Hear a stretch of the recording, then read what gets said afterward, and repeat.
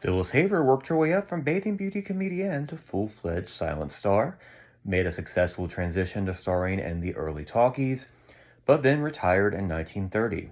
Why? Join me as I investigate. Phyllis Haver was born in Douglas, Kansas in 1899 to James and Minnie Haver. When she was 8, her parents divorced, and Phyllis moved with her mother to Los Angeles where they lived with Minnie's mother. Phyllis played piano from a young age and apparently was so skilled that she was hired to accompany silent films in the Los Angeles area as a teenager. Also, while in high school, Phyllis and friend Marie Prevost auditioned to be bathing beauties for Max Sennett at Keystone and were hired at $12 a week in 1916, with Phyllis making her debut in the comedy short Sunshine, which also featured Gloria Swanson. Although another source that I found indicated that Phyllis actually was an extra at Paramount beforehand and that Marie, already at Keystone, convinced her to come and audition for Sennett. Either way, Phyllis worked steadily at Sennett for the next several years, working her way up from bathing beauty to leading comedienne. During her time with Sennett, she was borrowed by Universal to appear briefly but effectively in one of her first featured parts in 4917, a sweeping epic about the California gold rush. She portrayed Bea Adams, the young woman that comes between two miners, eventually marrying one of them only to abandon him and his unsteady lifestyle later. Back at Sennett, she first graduated from bathing beauty to featured player in 1919's Salome vs. Shenandoah, in which she played one of the leading ladies to Ben Turpin. She continued to play leading lady parts at Sennett through 1922, a highlight being 1921's Love and Donuts, in which she played leading lady to Turpin again, and appeared in a hilarious physical comedy scene in which neither of them uttered a word, but conveyed so much hilarity through just their facial expressions and physicality. In 1923, Phyllis left Sennett to try her hand at dramatic parts in feature-length films. Her breakthrough role came in Goldwyn's The Christian that year, in which she starred with Mae Bush, Richard Dix, and Gareth Hughes. And along with Mae, Phyllis won a Photoplay Acting Award for her performance, which was critically acclaimed. The New York Times wrote, Phyllis Haver, who has now escaped entirely from slapstick comedy, does a striking bit as the conventional wronged woman. Variety wrote, Phyllis Haver as Polly Love on the strength of the death scene alone is entitled to all that the critics can give her in praise. As successful as Phyllis was in The Christian, she followed it up with still good but supporting roles, including supporting Mary Philbin in The Temple of Venus and Corinne Griffith in Lilies of the Field. She did play one of the leading ladies to Cullen Landis alongside young Mary Astor in 1924's Civil War drama The Fighting Coward. However, following it, she moved into major supporting roles again for the next few years, supporting Colleen Moore in The Perfect Flapper, Norma Shearer and John Gilbert in The Snob, Betty Bronson in The Golden Princess, and Bessie Love in New Brooms. In 1926, Phyllis supported her old friend Marie Prevost in The Caveman, Other Women's Husbands, and Up in Mabel's Room. She then had a hilarious turn as a frenemy to Olive Borden in the 1926 hit Fig Leaves, and then was leading lady to Harrison Ford in the comedy that year, The Nervous Wreck. 1926 was a very busy year for Phyllis, and she finished it out with her second breakthrough starring role, that of Shanghai Mabel in What Price Glory, which was also the highest grossing film of the year and a huge critical hit as well. Finally, Phyllis was a full-fledged star and entered 1927 in starring roles.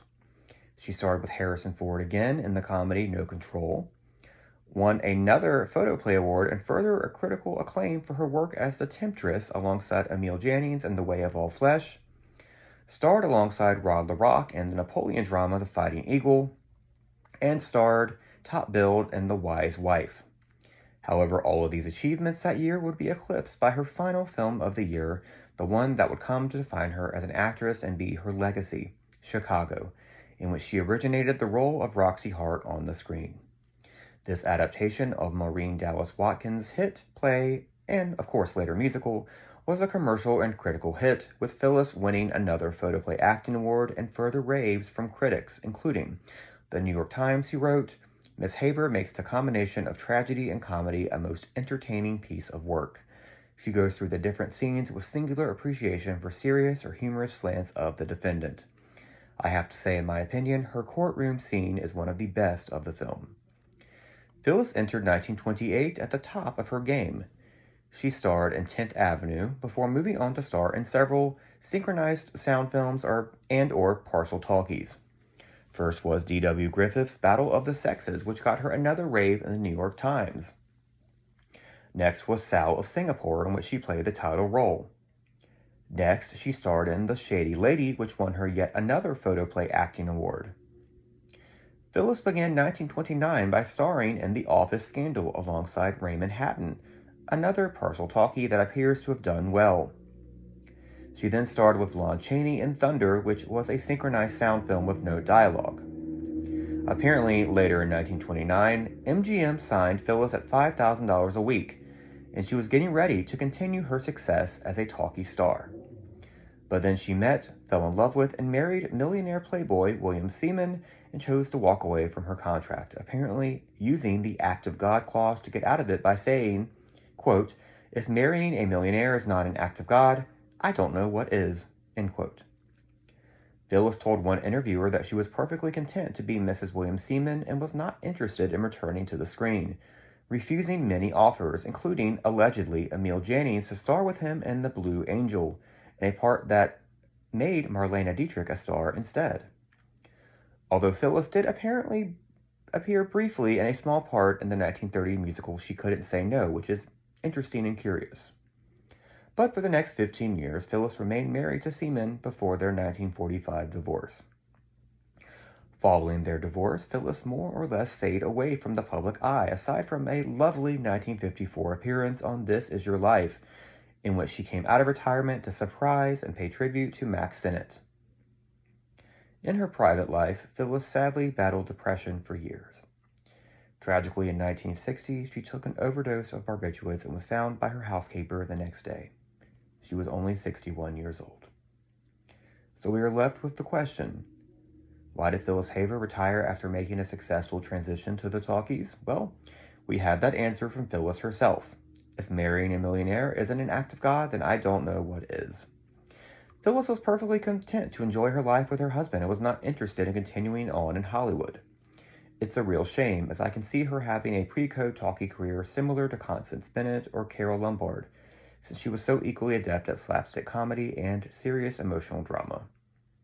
Phyllis Haver was one of the biggest stars in Hollywood at the dawn of the talking picture era, but chose to walk away from all of it for the love of her life. That, along with her enormous talent, makes her a true legend.